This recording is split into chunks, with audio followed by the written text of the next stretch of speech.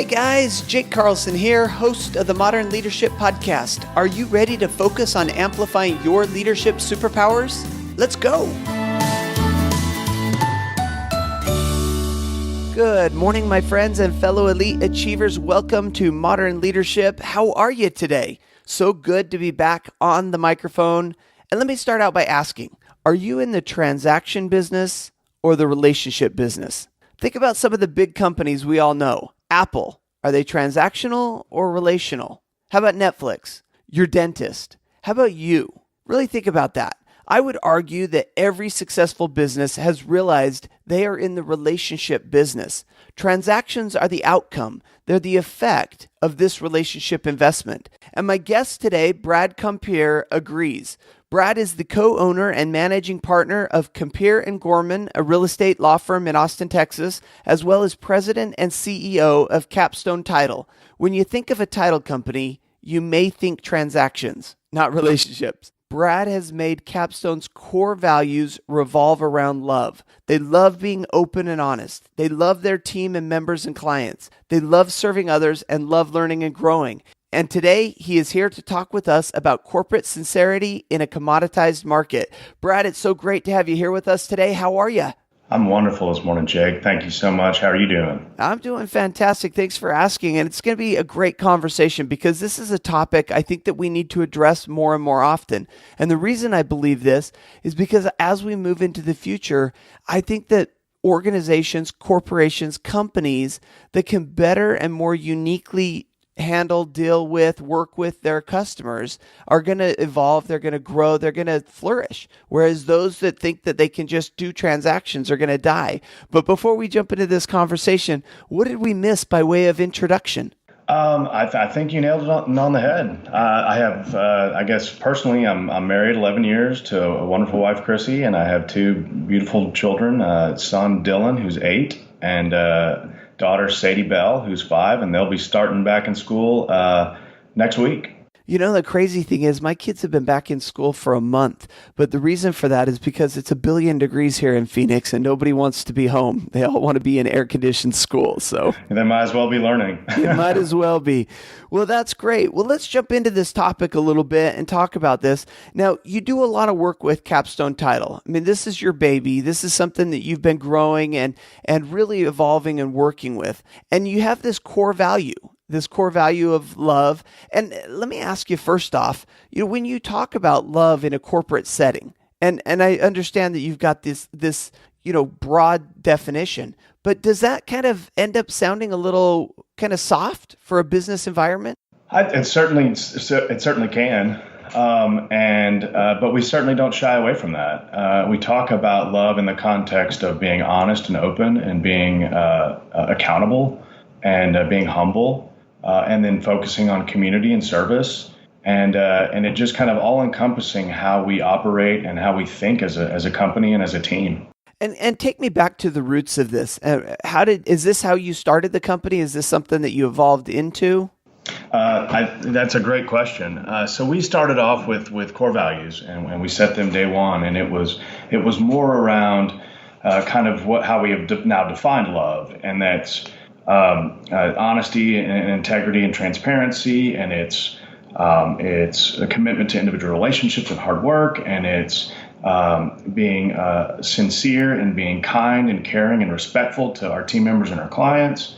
And so the core values kind of revolved around those concepts, and we started the company with that in mind back in 2014, and about this time last year, we kind of went through a refresh of that and decided that it was a little stale. I mean, they were great concepts, but they were stagnant. And we really wanted to kind of drive home some action behind it and what is really driving us. And we came up with the word love. And kind of where that came from, interestingly enough, is one of my business partners, Will Fair. He and I sat down back in 2013 when we were thinking about Capstone Title. And we talked about, hey, how do we want to run this company? How do we want to engage people? How do we want to treat our team members? And he said, you know what, life is really basic. And Will's a little bit older than me. He's got a little bit more experience than I do. And he said, to me, it's really basic in both professional world and personal world, and it's about loving people. And that's when I said, you are my partner, because I feel the exact same way. This is going to be great. We're going to be successful based on that platform. And we kind of came back to that last year when we kind of did this refresh of what our values truly are. Well, and now let's take a look at how it's impacted your company. So, it's one thing for you and your business partner and maybe your team to get into a closed door meeting and have this discussion of mission, vision, and values. But how is that translated into the work and success of your firm? Well, I think it starts internally. And so it's how we treat each other, and not just the leadership team to the rest of the team and the staff. But it's a give and take on all sides, right? So we try to be as linear as possible within the organization, and listen to everybody, give everybody a voice, give everybody an opportunity to be a part of decision making, to be a part of change, and to be a part of critically taking a look at how we're operating, what we're doing, and are we successful? And so we elicit feedback periodically throughout the year of how can we do better. What can we be doing as a team, as a company, to be better, to be a better work environment, to be a better service provider, et cetera. So it starts internally with treating people well, making sure that everybody has a voice, making sure everybody is participating and has a say in kind of where we're going as a company and what we're doing. And then obviously from that, it's outward. It's treating people with respect. It's using your manners. It's being caring and kind in your interactions with people, because it's a transactions-based industry that we're in, and sometimes I think it can get lost. That personal touch can get lost in a transaction, and I think we try to remember that in every touch we have with a person, because people are behind the transactions. And I couldn't agree with you more. I think you're absolutely right.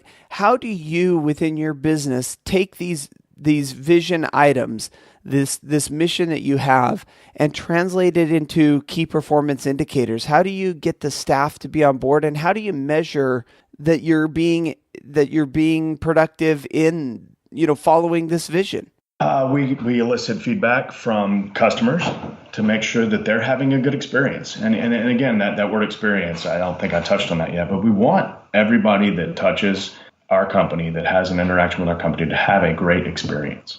And that is making sure that not only are we doing our job well, right, that we're crossing our I's and dotting our T's, right, but making sure that they enjoy the experience, that they feel like they're treated well, that they feel important. And it starts as easy with the person that is at our front desk that greets everybody that comes in the door. She's loving, she's caring, she's kind, she's welcoming. She hugs people that she knows. She offers them drinks. She makes sure that they're comfortable, they're happy, that they have what they need. To interactions on the phone and through email. It's as simple as saying, instead of "you're welcome," "my pleasure." And just little things like that make a difference and make people feel like they're getting a great experience from a transactions-based industry.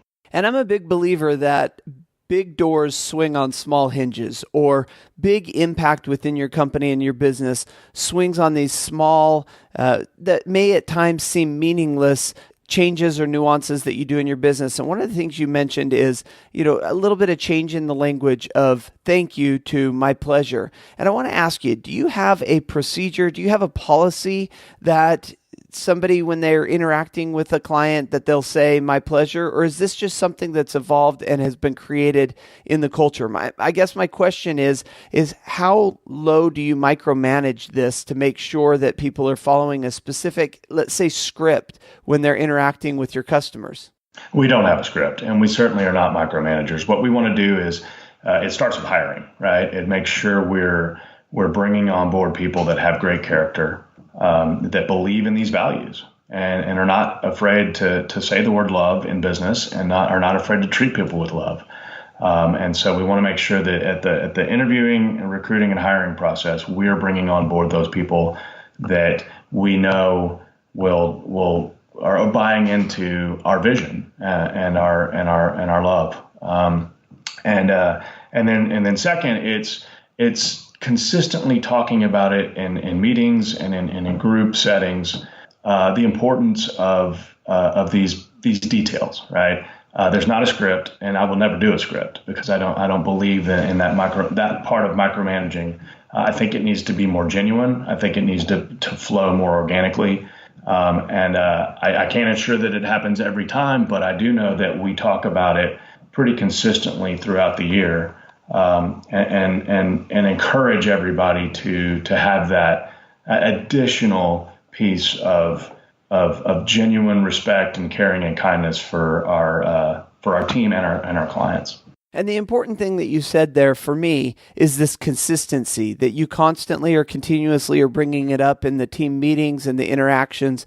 And that builds a culture within your company where you don't need to tell somebody to say this. They automatically do it because they feel that this is the direction of the company. And I think as we talk about being consistent, this is where a lot of companies fall down as they're trying to implement these visions, or, as we talk about, go back to the intro, relationship focused business versus transactionally focused business. And that is consistently staying with the program, consistently bringing up your values to your team, and not just set them up one time, like on the first monthly meeting or the first meeting of the year, and then forget about them for the rest of the year. So let's switch gears a little bit here. I want to talk about how you bring in your customers. So title company is where you spend most of your time. How are you finding customers? What's your marketing plan to bring in new customers? Is it referral based? Or is it advertising based or outside marketing based? 100% referral based. And so it's all based on relationships. And so, for example, on the residential side of the business, real estate agents drive most of our business. And so it's incumbent upon us to establish relationships with key real estate agents and players around the Austin area, who can drive their clients to close with us. And so it's really a numbers game in a lot of ways. And so we have a team of what we refer to as business development officers, marketing salespeople, who have existing relationships and also are working on creating new relationships with real estate agents and on some degree mortgage brokers as well in the refinance business. But there's not a whole lot of that going on right now with rates going up as they are. But yeah, and then on the commercial side, it's establishing relationships with key players in the commercial real estate industry. It's developers, it's investors, it's private equity groups, it's commercial brokers, it's commercial lenders, and making sure that we establish relationships with those people so that they feel comfortable, so that there's that trust and knowledge of how we operate and how we're going to deliver on a great product. And not only that, treat them well, make sure that we're addressing their concerns, we're proactive in handling their business, and also reactive when we need to be in their concerns and their questions. And I want to make sure that our listeners caught what you were saying there. 100% of your business is coming from referrals.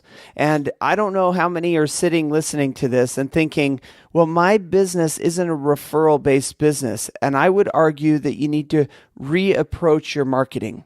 Because when it comes to building a business, when it comes to taking your business to the next level, referral-based marketing has the highest ROI, the return on investment of both time and money. And so think about your customers. Think about your potential new customers, where they hang out, the types of things that they do, and what would impact them? What would get you in front of them?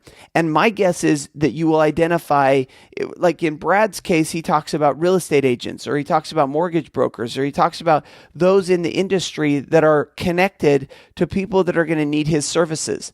Well, if you're a dentist, or if you're a lawyer, or whatever you do in your business, who are those gatekeepers? Who are those people who hang out with your target market and can help you open the door? Start building relationships with them. And I think the impact of that relationship is going to have more positive inflow of business for you than any other marketing activity that you could do. And that includes all of this super silly pay-per-click that we all want to jump on and do these days because it's simple and we can hide behind our computer.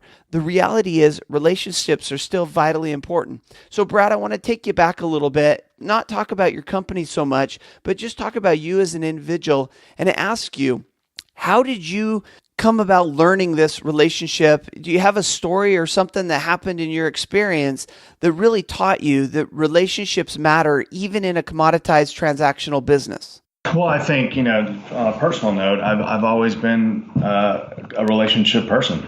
Friendships have meant a lot to me throughout my life. And I've always made it a point to make new friends and be able to walk into a room and talk to people. And that can be intimidating sometimes for a lot of people. And it has been for me and can continue to be. But it's making it a priority and making sure that I'm engaging with people because I do enjoy it. That's a big part of who I am is people. And I enjoy meeting new people. I enjoy learning about new people. And quite frankly, I love helping people. And I think that's a big part of how we approach our relationships professionally at Capstone and at Compere and Gorman is how can we help people? We really want to dig in and help people. There's nothing makes me feel better than to put two people together in a real estate related scenario and then be able to do business together and be successful. And if I can benefit from that, awesome. But if I don't, I still feel great because I've helped other people make a connection. And I know that piece makes me feel good. And I know that somewhere down the line, that's going to come back to me tenfold. And said another way, and something that we love on the podcast here is Zig Ziglar. And he says, if you can help enough other people get what they want, you can have everything that you want. And that's what I hear you saying. The more people you put together connect, the more relationships you build, not just between you and them, but between them and people that would benefit them in their lives, the more that you're going to have business, the more opportunities that you're going to have, which is tremendous. I want to talk to you a little bit about a different topic now. So we've talked about relationships, we've talked about transactions. I want to talk to you a little bit about mentorship because I know that you've been involved in some organizations, some mentoring organizations, but I also know that a successful businessman like yourself has had plenty of mentorship relationships. So can you share with us a mentor that you've had or a mentoring experience that you've had and the impact that it's had? Well, the first thing that comes to mind is my EO forum. So the Entrepreneurs Organization, which I'm sure a lot of your listeners are familiar with, the EO YPO family. And I've been an EO now for 6 years, and I've been in the same forum with pretty much the same group of eight folks, and they have been an amazing mentor for me from the standpoint of learning about business to learning about me as a person to really challenging me and holding me accountable and really allowing me to open up and realize who I really am and how I can be most successful in my life. And that relationship, we just had our forum meeting last night too, so it's top of mind. And that group of it happens to be all guys. We don't have any females in our group. That's just the way it shook out. But just an amazing group of men who have been an amazing group of mentors for me, and it has allowed me to grow and get through a difficult transition. I actually started with a different business, and I had to exit that, and it was challenging. And that group got me through it and allowed me to see where I really wanted to be and allowed me to start new with Capstone and my law firm and get it to the success that it is today. And I want you to take us back, help us understand, if we're not familiar, what's the format of the meetings or how did they run that creates this helpful environment for you and the other members? Sure. So we meet once a month. It's a 4-hour meeting. and it's compulsory. You have to be there. Obviously, we have stuff come up with business and family that we have. You have your passes, but it's important that everybody be there and everybody contribute. And it's a structured meeting where we kind of dive into our worlds, and each one of us. Is it kind of a hot seat format where you kind of go around the room and everyone kind of shares maybe something they're struggling with or something that's on their mind? Right. So in a way. So we do a few exercises to start off. We have a meditation piece, and we have a piece where what's new to you. We talk about new things in our lives and what we can share with each other. And then we go into what we call updates, and that's where we update ourselves on what's happened in the last 30 days in our lives, professionally and personally. And you talk about diving into the top 5% and the bottom 5%. It's those things that you don't necessarily share with everybody in your life because you don't have the comfort or the confidentiality. And that's it's a piece I didn't mention. Confidentiality is of utmost importance in the EO forum. Especially when you're talking about a local forum like that, where you're in the Austin market and you're talking about things that, you're going to have connections with people outside of the group, and you're going to hear stories inside the group that really need to stay inside the group. Exactly. And we'll go through updates, and we'll kind of update everybody. Each one of us will update on what's going on, what's good, what's bad, what do we need help with. And then we'll have specific presentations on issues. Someone may have something that's going on in their business that they want to present on and then get feedback on. Someone may have a relationship issue with the kids or their wife, or their parents that they want to present on and get feedback on. It's a really great sounding board and a way to get experience sharing, which is kind of one of the big drivers of EO is sharing of experiences in the entrepreneurial world. And it's an amazing sounding board in a way for you to get other people's experiences so you can take that and apply it to your life and see how you can better your life from it. And how large is the group? So our particular EO forum is eight. And we've been 8 for a while. We're comfortable there. We haven't added anybody just because we love our group and we've got a really good cadence. And we also travel together once a year. We go on a retreat. And actually our retreat's coming up next month. We're going to Mexico City. 8 of us just to go down there and just experience a wonderful culture and a trip abroad together. And we've gone to various places, mainly in the United States, but really neat locations to experience a trip together and really bond and have a good time together, relax and have good meals and good wine and really enjoy each other's company.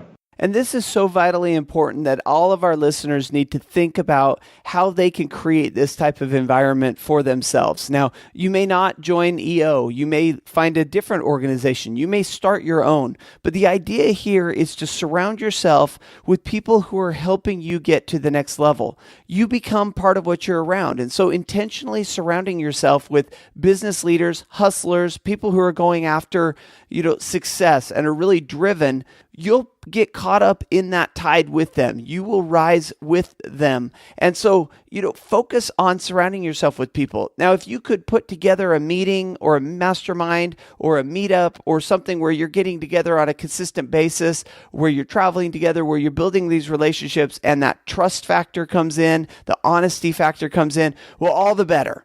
This is something that we should be intentionally doing as leaders all the time. We should be focusing on building ourselves and surrounding ourselves with great people. And this will help us get to the next level. Getting to the next level as a leader can't be done alone. You've got to have a team around you. You've got to have a support system. And so, Brad, I really, really appreciate jumping into that. And thanks for taking us on that little journey of experience that you've had. I think we're all better from learning from it. Before I let you go, and by the way, we're running just a little bit out of time. And so I want to shift gears to my favorite part of the podcast. And that is a section called Learning from Leaders, where we mix a little personal in with this business conversation. How does that sound? Sounds great. All right. So in this section, we start out by asking, what is the book currently on your Kindle or bedside table? What are you reading? So interestingly enough, I just finished this morning Good to Great by Jim Collins. Fantastic. Some good tools. Look forward to implementing some of that in my business. And then I dove into the Culture book, which is kind of a snippet of different experiences around business culture. So looking forward to diving more into that here in the next few days. Wonderful. And I want you to know that you've got a bunch of listeners across the country with big smiles right now when you mention Jim Collins, because as a podcaster, I bet you every third or fourth episode, we talk about Jim, the impact that he's had on my life, particularly Good to Great, which is absolutely timeless, but some of his other books that are just amazing. One of my most favorite books is Great by Choice, which is one of his more recent books compared to Good to Great, but they're all so timeless. So thank you for sharing that. How about your leadership superpower? Well, as we talked about earlier, I took your survey online, and it said that I was an inspirational leader. And so I thought that was interesting. I don't really think of myself as inspirational, but I guess if you kind of dig into that a little bit, I do enjoy my leadership role, and I do enjoy talking about our vision. And I'm passionate about the love piece. I'm passionate about people, and I'm passionate about where we're taking this business and where it could possibly go. Yeah, and what Brad's talking about is the Leadership Superpower Assessment that you can take over on jkcarlson.com. It's free, and it helps you to identify what leadership platform you lead from. And Brad, I think it's absolutely wonderful that you came out with inspiration. I will tell you that originally, when we did the assessment, the name for Inspirational Leader was the enthusiastic leader, and we changed it to inspirational. And the idea behind the inspirational leader is not what sometimes people think of as a cheerleader or as somebody that gets up in front of the group and shakes the pom-poms and gets everybody enthusiastic, but rather the person who goes about their job, their leadership style, is inspiring to other people as they look at you and notice what you're doing. And it really starts with that passion, that inner drive. And so I think just from listening to you over the last 30 minutes, we can all hear the inspiration in you, if it may have come as a surprise to you. So thank you for sharing that. Next thought, a motivational quote, philosophy, or mantra that you live by. I love "Be kind, for everyone you meet is fighting a harder battle" by Plato. It's just about being kind to people and understanding that everybody's got a story, everybody's got baggage, everybody's got issues, everybody's got troubles. So be nice to them, be kind, be respectful, be courteous. I love it. And finally, our last question then is the book that you most often gift to friends, family, or colleagues. I'd say it's probably How to Win Friends and Influence People. I think it's a great book that kind of goes across industries. It goes across different levels of where you are in your life. It goes across, you don't necessarily have to be a business leader for that to be effective. I think it can impact anybody. It can impact children, grandparents, kids, you name it. I think it's a wonderful book, and it really kind of takes it back home to the basics of how do you deal with people? How can you be a good person? And you want to talk about a timeless book. Brad, we talked about being in the relationship business, not the transaction business. And then we finished the podcast by talking about how to win friends and influence people. I think you're the whole package. You live what you preach, what you talk about, you've put into practice in your business. We sure appreciate it. Before we let you go, Brad, how can we find out more about you, about what you're up to, and get in contact? So our website is Capstone, title TX, as in Texas.com. Again, Capstone, title TX.com, where you can learn a little bit more about our company. We have a Facebook page, LinkedIn page, and a Twitter page as well. So check us out. And please reach out. I would love to connect with other business leaders, share my story, and hear more about you and learn more about how we can help each other, and I can continue to grow as well. Well, Brad, it's been great to have you on the show. Thank you for coming on and being this week's Modern Guest Expert. Appreciate it, Jake. Thanks for having me.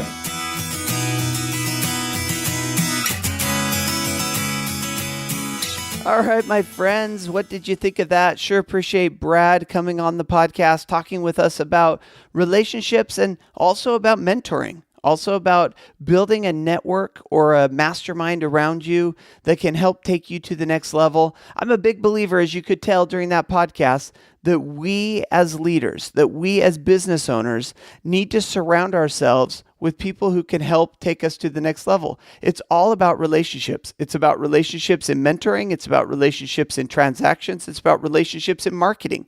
Everything in business revolves around relationships. Ultimately, transactions are outcomes. That's what comes out of the relationships that we build. Of course, everything that we talked about in this episode of the podcast, including links to everything we talked about, can be found on the show notes for this page over at jakeacarlson.com/ML88 for episode 88. And until next week, I want to wish you the very best of days, an even better life. Thanks for staying part of my network, being a part of my relationship building. Stay awesome.